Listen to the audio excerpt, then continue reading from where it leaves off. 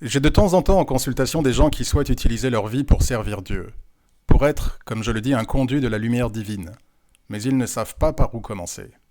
Pour servir utilement Dieu, il vous faut développer un certain nombre de qualités. L'amour de Dieu.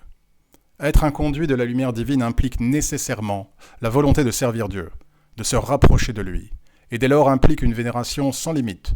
Dieu devient centre de toute chose dans votre vie. Rien n'est plus important que lui. Vous l'aimez plus que vous ne vous aimez. Vous l'aimez plus que vous ne tenez à votre vie. Et vous considérez votre vie comme étant un prétexte, une excuse merveilleuse pour vous rapprocher de Dieu. L'amour de Dieu aboutit à la foi en lui, qui est souvent incomprise. Avoir la foi, ce n'est pas croire en Dieu, c'est avoir confiance en Dieu. C'est l'abandon total à sa volonté, sans jamais la remettre en question, sans jamais commencer à douter de lui. L'amour et la foi en Dieu mènent ensuite à la patience. Un soldat a besoin de temps pour acquérir ses connaissances. Il en va de même pour un soldat de Dieu.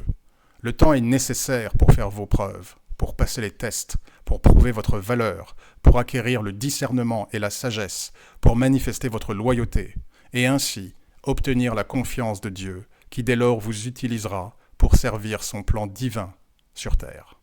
L'amour, la foi et la patience en Dieu amènent ensuite à la résilience, car vous serez testés par la vie, par Dieu, par le mal, comme l'ont été les saints, les martyrs, les prophètes, comme l'a été le Christ lui-même. De la même manière qu'une maison a besoin de fondations solides pour affronter les tempêtes, vous ne pouvez devenir un soldat de lumière si vous vous effondrez au moindre vent.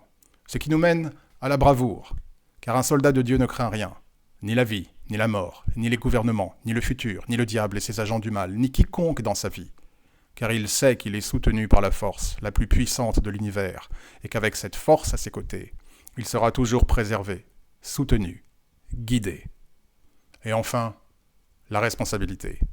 Un conduit de la lumière de Dieu est responsable, en respectant au mieux chaque jour les lois divines, en s'empêchant de nombreuses choses que d'autres peuvent se permettre, et également en assumant chacune de ses paroles, chacune de ses actions, en devenant propriétaire, et non en jouant la carte victimaire, et en pointant du doigt de pseudo-boucs émissaires.